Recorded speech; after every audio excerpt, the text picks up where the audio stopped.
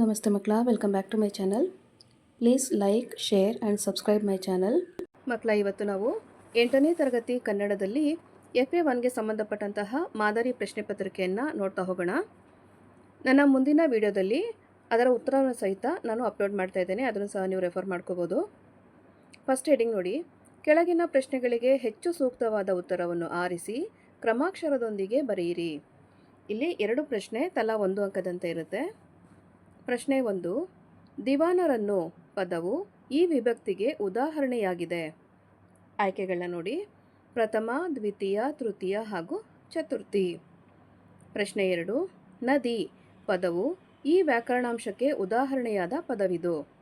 ಆಯ್ಕೆಗಳು ರೂಢನಾಮ, ಅಂಕಿತನಾಮ, ಅನ್ವರ್ಥನಾಮ ಹಾಗೂ ಗುಣವಾಚಕ.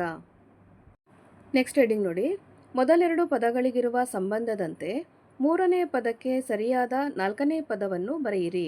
ಇಲ್ಲಿ ಒಂದೇ ಪ್ರಶ್ನೆ ಇರುತ್ತೆ, 1 ಅಂಕ ಸಿಗುತ್ತೆ. ಪ್ರಶ್ನೆ 3ರಲ್ಲಿ ಅ, ಇ, ಉ ದೀರ್ಘ ಸ್ವರಗಳು ಅ, ಇ, ಉ, ರು ಡ್ಯಾಶ್ ಅಂತ ಕೊಟ್ಟಿದ್ದಾರೆ, ಅದು ಯಾವುದು ಅಂತ ನೀವು ಬರೀಬೇಕು. ನೆಕ್ಸ್ಟ್ ಹೆಡಿಂಗ್ ನೋಡಿ, ಕೊಟ್ಟಿರುವ ಪ್ರಶ್ನೆಗಳಿಗೆ ಒಂದು ವಾಕ್ಯದಲ್ಲಿ ಉತ್ತರಿಸಿ. ಇಲ್ಲಿ 3 ಪ್ರಶ್ನೆ ಇರುತ್ತೆ, ತಲಾ 1 ಅಂಕ ಸಿಗುತ್ತೆ. ಪ್ರಶ್ನೆ 4, ತಂದೆಯ ಆಸೆಯನ್ನು ಮೊದಲೆರಡು ಮಕ್ಕಳು ನೆರವೇರಿಸಿದ ಬಗೆ ಹೇಗೆ?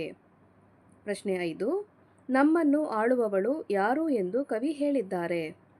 ಪ್ರಶ್ನೆ 6, ಗಾಳಿಯಲ್ಲಿ ಬೂದಿಯನ್ನು ತೂರಿದಾಗ ಎಲ್ಲಿ ಬೀಳುತ್ತದೆ? ನೆಕ್ಸ್ಟ್ ಹೆಡಿಂಗ್ ನೋಡಿ ಮಕ್ಕಳ, ಕೊಟ್ಟಿರುವ ಪ್ರಶ್ನೆಗಳಿಗೆ 3ರಿಂದ 4 ವಾಕ್ಯಗಳಲ್ಲಿ ಉತ್ತರ ಬರೆಯಿರಿ. ಇದರಲ್ಲಿ 2 ಪ್ರಶ್ನೆ ಇರುತ್ತೆ, ತಲಾ 2 ಅಂಕ ಸಿಗುತ್ತೆ ನಿಮಗೆ. ಪ್ರಶ್ನೆ 7, ರಸೂಲ್ ಖಾನ್ ಅವರು DVG ಅವರ ವಿದ್ಯಾಭ್ಯಾಸಕ್ಕಾಗಿ ಮಾಡಿದ ಸಹಾಯವೇನು? ಪ್ರಶ್ನೆ 8, ಕನ್ನಡ ನಾಡಿನ ಪ್ರಕೃತಿ ವೈಶಿಷ್ಟ್ಯವೇನು? ನೆಕ್ಸ್ಟ್ ಹೆಡಿಂಗ್ ನೋಡಿ ಮಕ್ಕಳ, ಕೆಳಗಿನ ಕವಿಯ ಸ್ಥಳ, ಕಾಲ, ಕೃತಿ, ಪ್ರಶಸ್ತಿಗಳನ್ನು ಕುರಿತು ಬರೆಯಿರಿ. ಇಲ್ಲಿ ಒಬ್ಬರ ಬಗ್ಗೆ ಮಾತ್ರ ನೀವು ಬರೀಬೇಕಾಗತ್ತೆ, 2 ಅಂಕ ಸಿಗುತ್ತೆ ಮಕ್ಕಳ. ಪ್ರಶ್ನೆ 9ರಲ್ಲಿ ಬಾಗಲೋಡಿ ದೇವರಾಯ ಇವರ ಬಗ್ಗೆ ನೀವು ಕವಿ ಪರಿಚಯವನ್ನು ಮಾಡಿಕೊಡ್ಬೇಕಾಗತ್ತೆ. ನೆಕ್ಸ್ಟ್ ಹೆಡಿಂಗ್ ನೋಡಿ, ಸಂದರ್ಭ ಸಹಿತ ಸ್ವಾರಸ್ಯವನ್ನು ವಿವರಿಸಿ. ಇಲ್ಲಿ ಒಂದೇ ಸಂದರ್ಭವನ್ನು ಕೊಟ್ಟಿದ್ದಾರೆ, 3 ಅಂಕಗಳು ಸಿಗುತ್ತೆ ಮಕ್ಕಳ.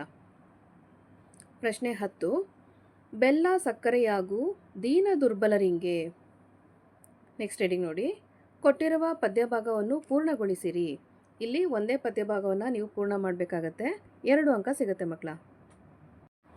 ಪ್ರಶ್ನೆ 11ರಲ್ಲಿ ನೋಡಿ, ನಾಡಿಗಾಗಿ ಡ್ಯಾಶ್ ಡ್ಯಾಶ್ ಡ್ಯಾಶ್ ಅಂತ ಹೇಳಿ ಕೊನೆಯಲ್ಲಿ ಪಯಣದಲ್ಲಿ ಅಂತ ಕೊಟ್ಟಿದ್ದಾರೆ, ಅದನ್ನು ನೀವು ಪೂರ್ಣಗೊಳಿಸಬೇಕಾಗತ್ತೆ.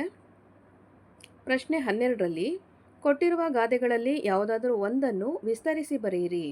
ಇಲ್ಲಿ ಒಂದೇ ಗಾದೆ ಮಾತನ್ನು ನೀವು ವಿಸ್ತರಣೆ ಮಾಡಬೇಕು, 3 ಅಂಕ ಸಿಗುತ್ತೆ ಮಕ್ಕಳ.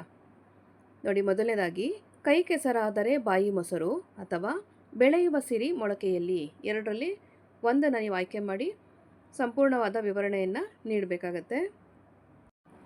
ಮಕ್ಕಳ, ಇಲ್ಲಿಗೆ 8ನೇ ತರಗತಿಯ ಕನ್ನಡದಲ್ಲಿ FA1ಗೆ ಸಂಬಂಧಪಟ್ಟಂತಹ ಮಾದರಿ ಪ್ರಶ್ನೆ ಪತ್ರಿಕೆ ಮುಕ್ತಾಯಗೊಂಡಿದೆ ಮಕ್ಕಳ. ಈ ಒಂದು ವಿಡಿಯೋ ನಿಮಗೆ ಇಷ್ಟ ಆದಲ್ಲಿ ದಯವಿಟ್ಟು ನಮ್ಮ ಚಾನಲ್ನ ಲೈಕ್ ಮಾಡಿ, ಶೇರ್ ಮಾಡಿ, ಸಬ್ಸ್ಕ್ರೈಬ್ ಮಾಡಿಕೊಂಡು ನಾವು ಹಾಕುವಂಥ ಎಲ್ಲ ವಿಡಿಯೋನ ನೋಡ್ತಾ ನಮ್ಮನ್ನು ಎನ್ಕರೇಜ್ ಮಾಡ್ತಾ ಹೋಗಿ ಮಕ್ಕಳ. Thank you for watching. Bye bye.